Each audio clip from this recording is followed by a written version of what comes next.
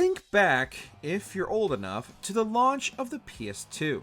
What an unbelievable leap in technology that was, going from seeing blocky character models in 3D worlds and thinking this was as good as it was ever going to get.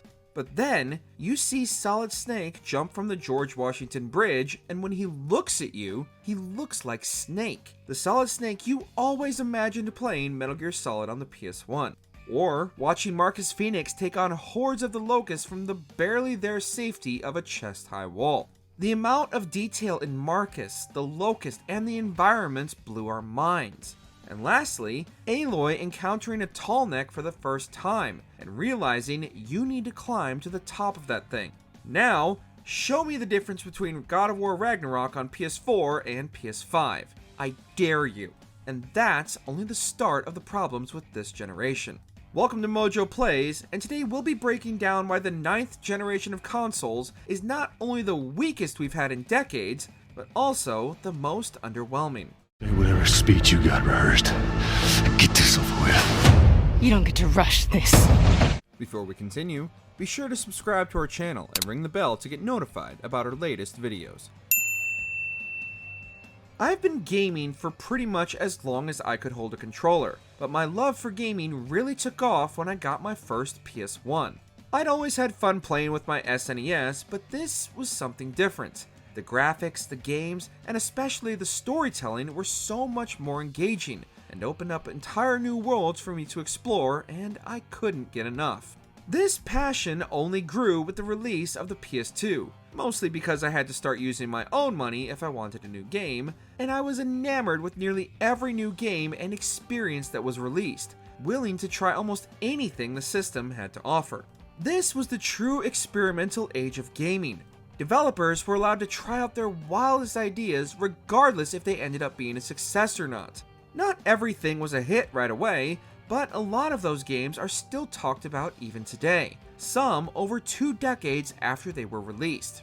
This was the time when we got franchises that are still going strong, like God of War, Ratchet & Clank, and Halo, all from developers who were able to not only release new entries in their franchises on an almost yearly basis, but managed to significantly improve on them with each entry. This was the generation when developers started making names for themselves. Naughty Dog would move on from Crash Bandicoot and give us Jak and Daxter, and then with the PS3, the Uncharted and The Last of Us series. Insomniac gave us almost annual Ratchet & Clank titles, and then gave the PS3 a true Halo competitor with the Resistance series, all while continuing to release Ratchet & Clank bangers. Whoa, I know. So much for clean underwear. Rockstar was especially prolific during this time, pumping out 3 GTA games, Bully, The Warriors, and the Midnight Club series, as well as many others. Konami and Capcom revolutionized horror in different ways with the Silent Hill and Resident Evil series respectively. RE4 is also single-handedly responsible for the over-the-shoulder perspective almost every action game uses these days. The 6th and 7th generation also saw the rise of online gaming. No longer were you bound to couch co-op or overcomplicated LAN parties. You could play your favorite games with others across the country or across the world. Multiplayer modes in traditionally single-player games like Call of Duty or Halo, and even Gears of War exploded with millions playing every day, and even forming lifelong friendships with people you'd almost certainly never meet in person. And, most importantly, if a game didn't sell well, the studio wasn't immediately shut down, and oftentimes, developers would even get to make a sequel that improved on the first game and made the series a classic. Ta-da! Live and in person, the one, the only, Deadpool! Oh, look at you. What about me? I thought you'd be taller. Oh well, we just won't use a lot of wide lenses. Or not, and we just got a bunch of crappy sequels to a crappy franchise because the games were cheap to make. And unknowing parents and grandparents would buy them as Christmas and birthday presents, and we all had to sit there and pretend we were excited about it. Don't lie, you all did it too. Hey, we agreed on something. I'm spending a lot of time breaking down previous generations because it's important to understand the difference and how we got to where we are today. Gaming has never been a cheap hobby.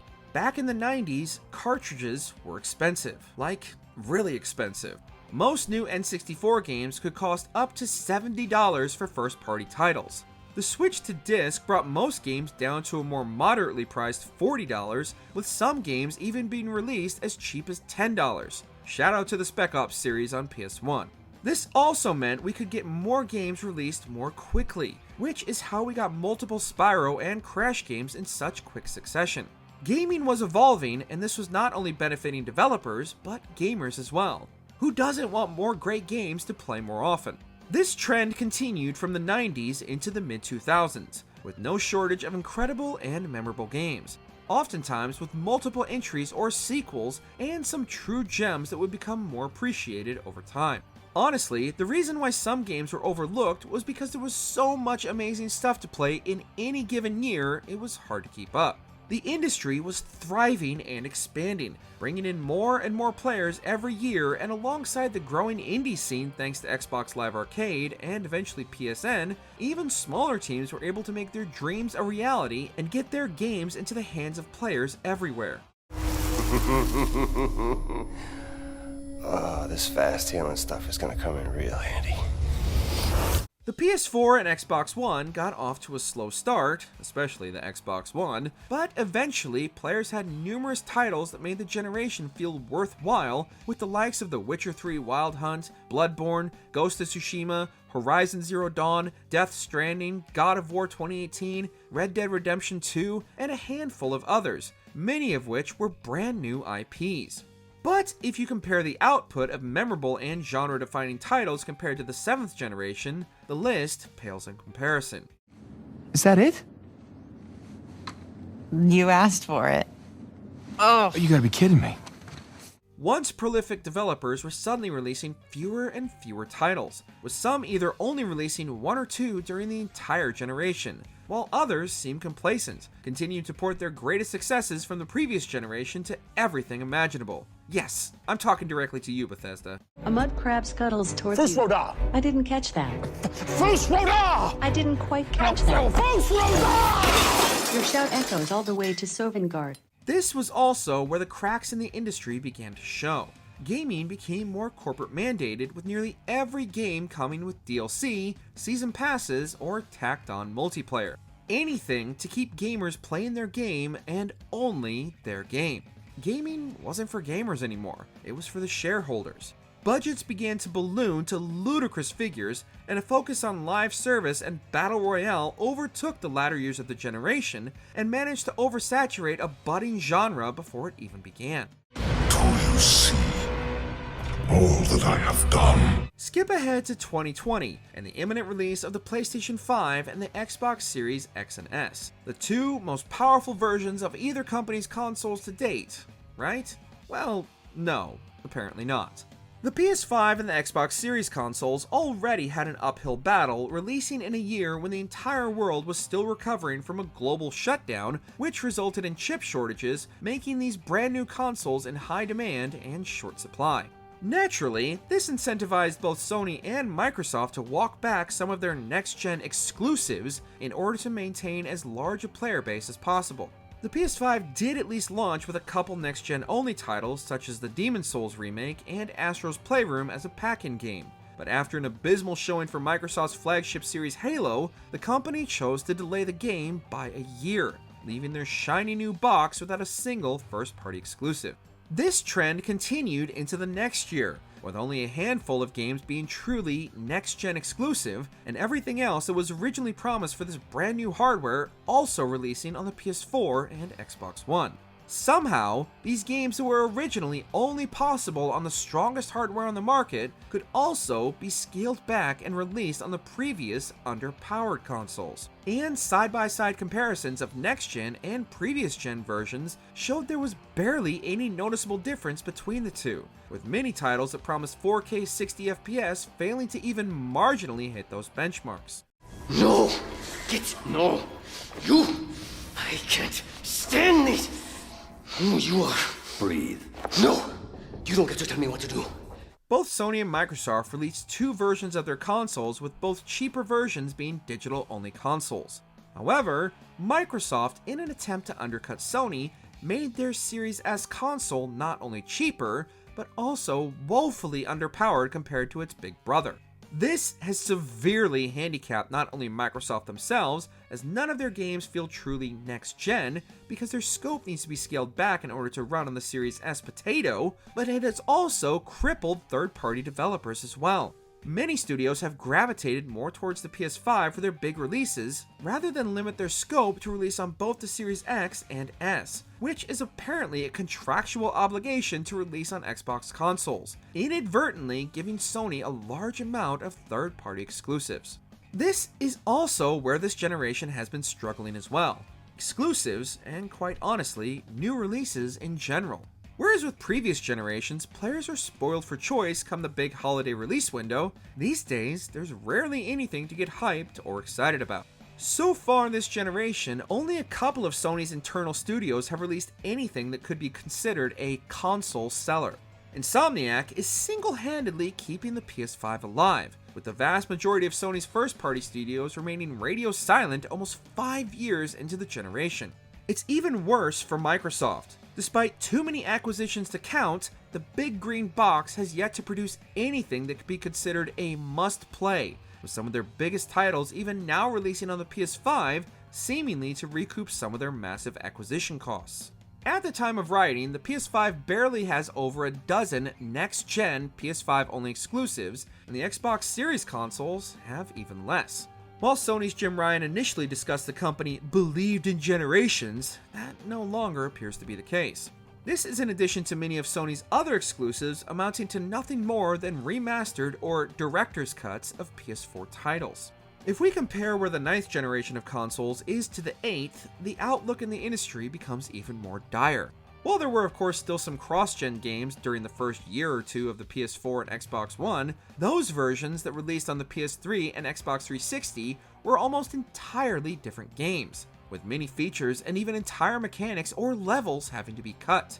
The PS4 and Xbox One were released in 2013, and comparing the same amount of time having passed for the PS5 and Xbox Series consoles, the number of games is night and day. There is almost nothing that makes forking over hundreds of dollars for these consoles that are now considered halfway through their life cycle even remotely worth it. A majority of Xbox Series exclusives are playable on the Xbox One through Game Pass, and Sony's recent push for their games on PC means those without a PS4 or 5 will only have to wait a short amount of time to receive probably the best versions of those Sony exclusives. This is only scratching the surface of the audacity of this generation, with Sony also recently announcing and releasing a mid-gen refresh with the PS5 Pro at an eye-watering $700, and with no disk drive or stand, both of which are sold separately. The PS5 Pro also seems to be finally fulfilling the promises made by Sony for the PS5 during its initial reveal: 4K 60 FPS, no more choosing between performance or fidelity modes, as well as the possibility of 8K output, which hilariously was printed on the box of the initial release of the PS5 but has since been removed from the box art. Nintendo, despite their unprecedented success with the Switch, is also fundamentally holding back their players as well. The Switch was already underpowered compared to the PS4 and Xbox One when it released in 2017, locking die-hard Nintendo fans out from the vast majority of third-party releases and forcing gamers to play these games via cloud gaming, which is never an ideal compromise. Thankfully, the Switch 2 is reportedly more powerful, supposedly the equivalent of the PS4 Pro, which, considering that most games these days are still releasing for that console, should give Nintendo fans a lot more third-party options going forward. The lack of truly next-gen exclusives is only half the problem this generation, however. The entire industry has become corporatized, to the point where there have been more layoffs and studio closures in only the first 4 years of this generation than seemingly all the previous ones combined, the video game crash of the 80s notwithstanding. This has undeniably been the generation of safe games, with many releases being legacy sequels, remakes or remasters, or even reboots of older popular franchises, reimagined for the mystical modern audience. Video games used to be developed by people who actually loved gaming, and their love, passion, and creativity was on display in the games they created. Nowadays, video games live and die by their Metacritic scores, with some developers being denied bonuses if their game fails to reach a specific score with critics. Publishers telling gamers to get comfortable with not owning their games has caused quite a lot of backlash, alongside numerous titles becoming digital only and requiring constant internet connections even for single-player focused titles. Everything about this approach to the industry is wildly anti-consumer and spits in the face of die-hard gamers who are seeing their favorite hobby or pastime ripped from their hands by corporate greed. What is it? The end. Or how it begins, anyway. The push for an all-digital future has been met with quite a lot of resistance from the gaming community. The closure of the Xbox 360 marketplace, the Wii U and 3DS online stores led to the loss of hundreds, if not thousands of titles that are no longer playable anywhere else if you didn't already own them before the shutdown. Sony attempted to shut down the PS3 online store and was met with so much resistance they walked back their decision. With the PS3 currently being the only way short of digging out a PS1 or 2 to experience the majority of Sony's back catalog, we can't even imagine how much history would have been lost in the PS3's online store closure. This has also become the generation of publishers and developers pulling an EA and attempting to tell gamers what they want rather than listening to fan demand. The frequently used corporate term, "if you don't like it, don't buy it," has become a rallying cry for many games, as players have voted with their wallets, leaving many brand new releases underperforming. The push to label all gamers who don't like the direction of the industry or how a specific game handles a license or legacy characters have now been labeled as toxic by publishers and developers, and even the journalists who cover these games. Are we done with your bad stand-up routine? Almost. But you always gotta end on your best joke. Gone are the days when people could simply express their opinion, and thanks to the rise and pressure of social media, gamers, the ones who pay for these products to keep the industry going, have become public enemy number one. Everyone should be entitled to their own opinion whether you agree with it or not.